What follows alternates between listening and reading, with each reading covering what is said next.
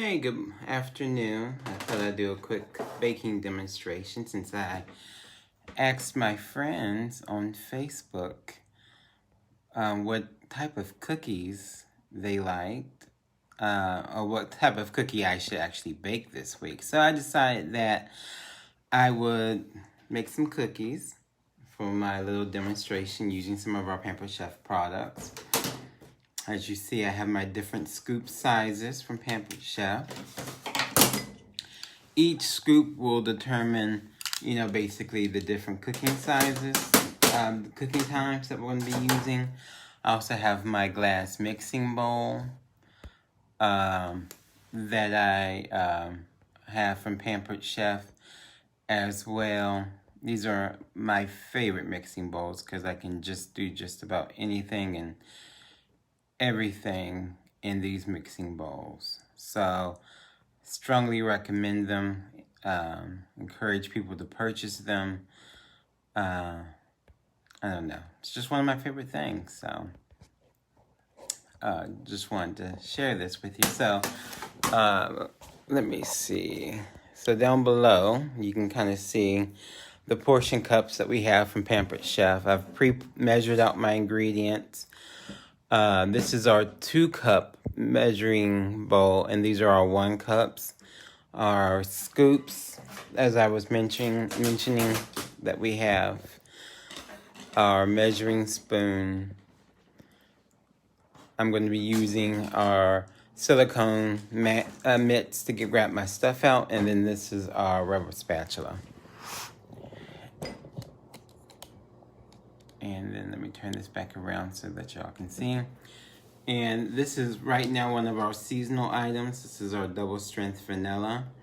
And so we're going to be using this in our recipe in order to make our cookies. So hopefully you saw when I did the little quick review of the ingredients with the type of cookies that I'm making. And so I'm going to take 1 stick of butter that is at room temperature. That's the important thing, is room temperature butter.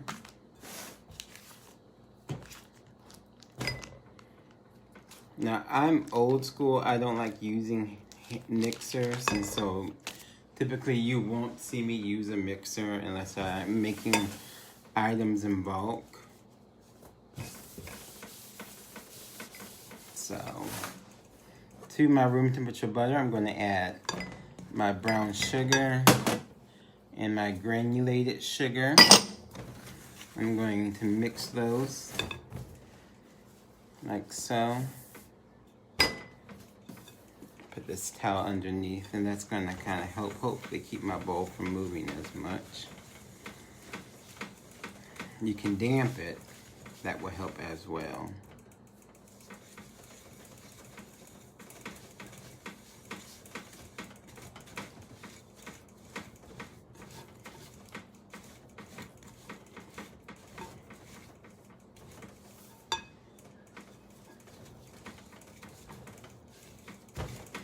Who doesn't like homemade cookies? I remember as a kid, we would eat the cookie dough. That's before we were very cautious about, foodborne illnesses such as salmonella that comes from raw eggs.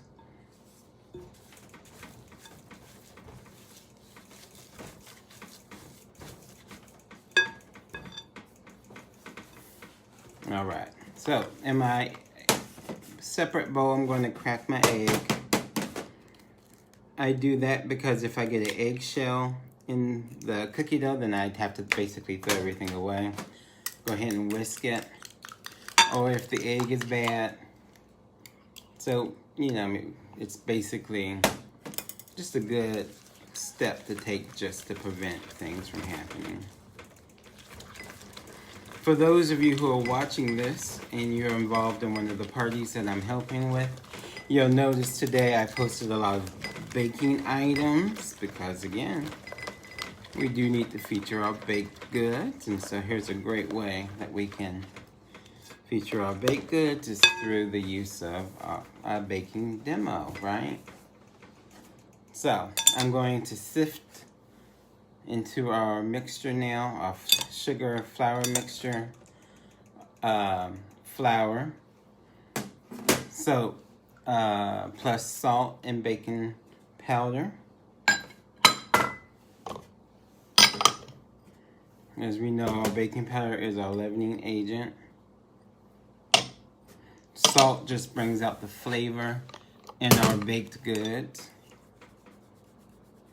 And then by sifting, we incorporate air into our dry goods.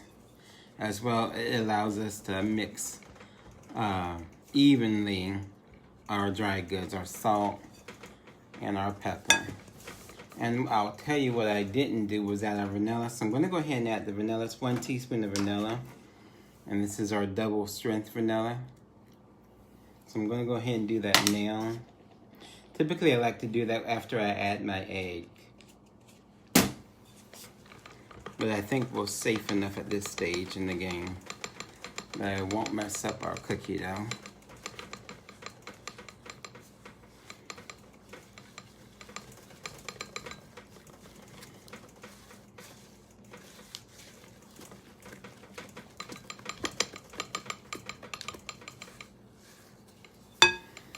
All right, and then to our cookie dough, bring y'all a little bit closer so y'all can see. We're going to add 1 cup of assorted chips. I have white chocolate chips in here. I have semi-sweet, and I have an espresso cookie, chocolate chip. And because I'm being a little extra, I'm going to add 1/4 cup of walnuts. Now, typically in class, if I was teaching a class at school, I would not add the walnuts because most of my students tend to have nut allergies.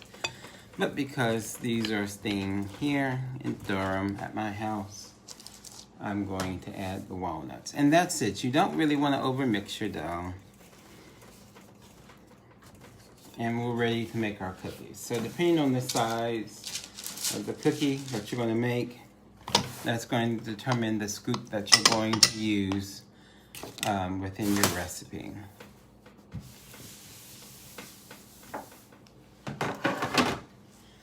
So I have my pans already lined and ready to go. And so what I'm going to do is take my small scoop and make little bite-sized cookies. And these are going to take less time because typically my cookies take about 10 to 12 minutes to bake.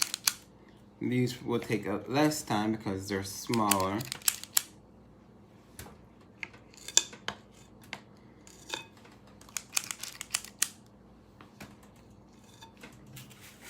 And you're able to get more cookies out of your dough if you use a smaller scoop. So if you're trying to make your cookie dough stretch, then obviously you want to use the small scoop to make your cookie dough stretch.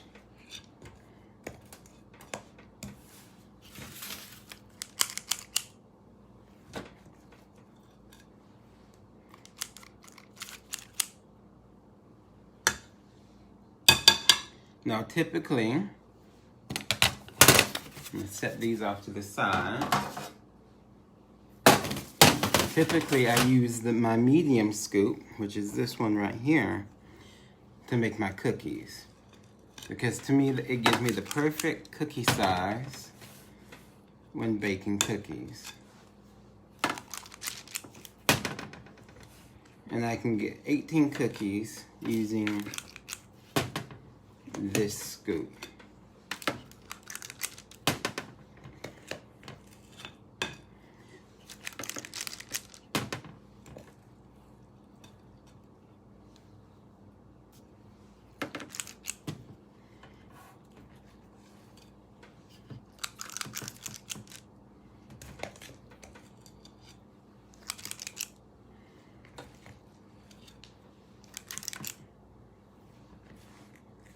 Now, if I use my larger scoop, then the bake time would be a little bit longer.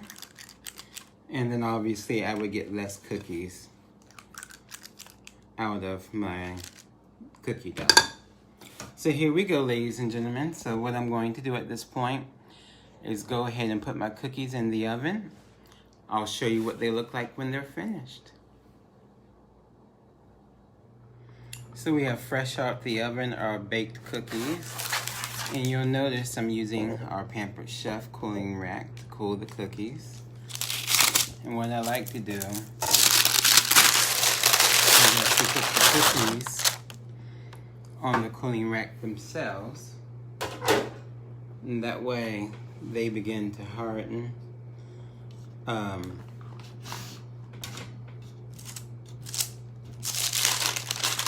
people make fun of me because I like my cookies well done. I don't like soft, gooey cookies. When I worked at Subway, that was a good catch. When I worked at Subway, I used to overbake the cookies sometimes just because management wanted them slightly undercooked. And then I could